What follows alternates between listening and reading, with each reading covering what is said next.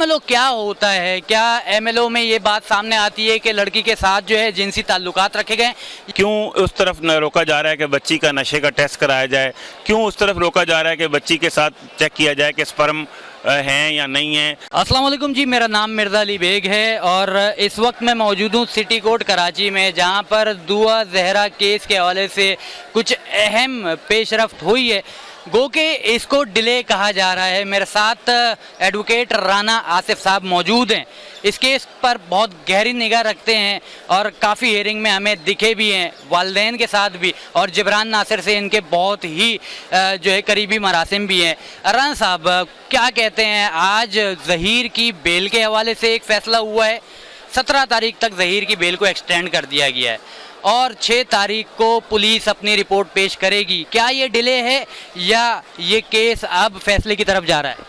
देखिए, बदकिस्मती से जिस तरह अदलिया ने, प्रोसिक्यूशन ने और पाकिस्तान के दीगर इदारों ने इस केस को एक मजाक बना दिया है।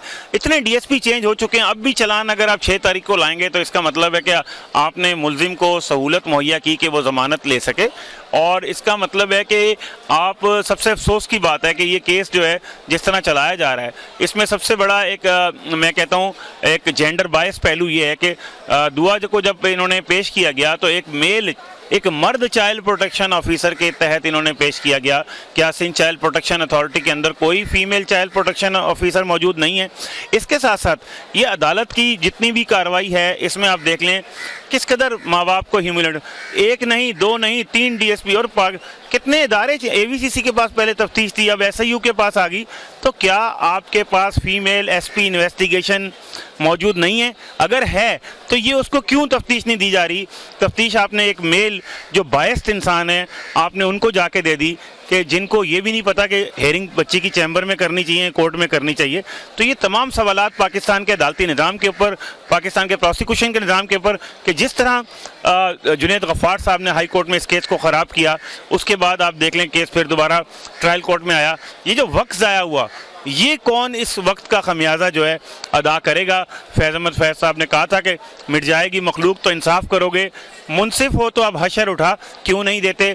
ज़हीर को दोबारा एक सहूलत दी गई है, बेल 17 तारीख तक उसको दी गई है, चलान 6 तारीख को आएगा, ना नौमन तेल होगा ना राधा नाटेगी। तो ये बहुत अफसोस का मुकाम है।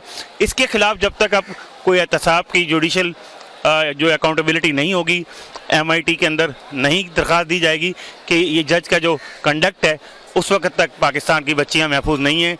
पाकिस्तान की बच्चियों को मर्द चाइल्ड प्रोटेक्शन ऑफिसर पेश करते रहेंगे। सर, MLO के हवाले से कहा जा रहा है कि MLO मुस्तरद कर दिया गया है या वो रिपोर्ट के बाद ज़रूरत के मुताबिक जो है कहा जाएगा। MLO क्या होता है? क्या MLO में ये बात सामने आती है कि लड़की के साथ जो है जिनसी ताल्लुकात रखे गए, या दीगर जिस तरीके से जो है MLO में चीज़ें ये सामने आ सकती हैं कि बच्ची को कुछ नशावर अद्वियात दी जा रही थी या उसके साथ तशद्दुद किया जा रहा था? तो MLO की इस केस में अभी ज़रूरत क्यों है और उसको मुस्तरद कर क्यों किया जा रहा है या उसको एक्सटेंड क्यों किया जा रहा है? ये अफसोस का मुकाम है। देखें, जब आप 375, 376, 377 जना की जानिब जा रही है तफ्तीश, तो उस तफ्तीश को जज क्यों रोक रहा है?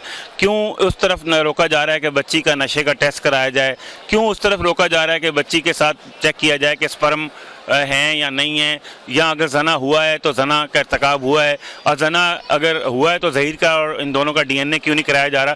ये वो $100 मिलियन सवालात हैं जो पाकिस्तान की जुडिशरी पे, पाकिस्तान की प्रोसिक्यूशन पे और सिंध चाइल्ड प्रोटेक्शन अथॉरिटी पे उठेंगे कि आपने बच्ची का मेडिकल जो है वो क्यों नहीं कराया, उस तरह का मेडिकल जो कि जिसमें जना का पता लगे, जिसमें DNA का पता लगे, और तफ्तीश जो है अपने असली रुख की जानिब जाए। तो तफ्तीश को मैं समझता हूँ रोकने के मुतरादिफ है MLO रिपोर्ट से मना कर देना जज साहब का। सर, ये केस ऐसा लग रहा है कि दुआ जहरा केस चलते चलते ही 18 साल से ज़्यादा की हो जाएगी, तो इस केस को आप कितना लंबा देख रहे हैं?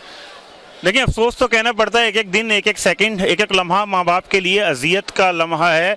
आज मुहर्रमुल हराम आ चुका है और माँ बाप की आंखें अभी तक आंसुओं से मेहदी काज़मी साहब की तर हैं। ان کی والدہ کے آنسو آج تک پہنچے نہیں گئے. اس نظام نے یہ کر کے ثابت کر دیا ہے کہ اگر کوئی انصاف مانگنے نکلے گا تو اس کو ذلیل و رسوا کر دیا جائے گا, اس کو عبرت کا نشان بنا دیا جائے گا تاکہ آئندہ کوئی انصاف نہ مانگے. اگر AVCC اور SIU سے ہی تفتیش کرانی ہے تو women and children protection centre تمام تنخواہیں ضائع کرنا, وہ سینٹر بند کر دیے جائیں. یہ بہت افسوس کا مقام یہ ہے کہ انصاف کے حوالے سے کہ انصاف نہیں ہو رہا. ایک وکیل یہاں پر بول رہے ہیں کہ انصاف اتنا ڈیلے کیوں ہو رہا ہے. وکلا یہاں پر جو ہے انصاف کے لیے فریاد کر رہے ہیں مگر انصاف نہیں مل رہا. آیا ظہیر درست ہے یا مہدی علی کاظمی درست ہیں؟ فیصلہ یہاں پر ہونا بہت زیادہ ضروری ہے. اس سے پہلے ایک فیصلہ ہوا تھا جس کو چیلنج کیا گیا, جس کے بعد بہت سی چیزیں سامنے آئی, مگر MLO کیوں نہیں ہوا, اس کو صحیح وقت پر کیوں نہیں کرایا گیا. جیسے ہی بچی کو جو ہے بازیاب کروایا گیا تھا اور چائلڈ پروٹیکشن بیورو میں یا دارالامان میں رکھا گیا تھا, اسی وقت اس کا میڈیکل کیوں نہیں کرایا گیا. یہ بہت سے سوالات. اتھارٹی کے جس شیلٹر ہوم میں رکھا گیا ہے اس کے کم سے کم دیکھ بھال کے معیارات آج تک وزیر اعلیٰ سندھ سے نوٹیفائی نہیں ہیں. جب صوبہ سندھ کے اندر بچوں سے کم دیکھ بھال کے معیارات ہی نہیں ہیں تو پھر اس کو کس طرح رکھا جا رہا ہے یہ خدا ہی جانتا ہے اور یہ اللہ ہی جانتا ہے. ہم آج تک اس کو نہیں جان پائے کہ ان کو کن حالات میں رکھا جا رہا ہے. یہ بھی عالمی سطح پر جو بچوں کے تحفظ کے ادارے ہیں وہ سوالات اٹھا رہے ہیں کہ وزیر اعلیٰ سندھ نے کم سے کم دیکھ بھال کے معیارات نہیں اسٹینڈرڈ سیٹ کیے, اس کے بعد بچوں کو شیلٹر میں لے جانا کس حد تک مناسب ہوگا. چلیں جی دیکھتے ہیں کہ انصاف کس کے حق میں ہوتا ہے. آیا انصاف ہوتا ہے یا نہیں ہوتا, یا فیصلہ ہوتا ہے یا نہیں ہوتا. مگر یہاں پر بہت سے سوالات اب کھڑے ہو چکے ہیں کہ 6 تاریخ کو وہ رپورٹ کیا ہوگی اور 17 تاریخ تک اگر بیل ملی ہے تو وہ کس طرف اشارہ دے رہی ہے. چالان کس نے روکا, یہ بھی ایک بہت بڑا سوال ہے. بہت شکریہ جی.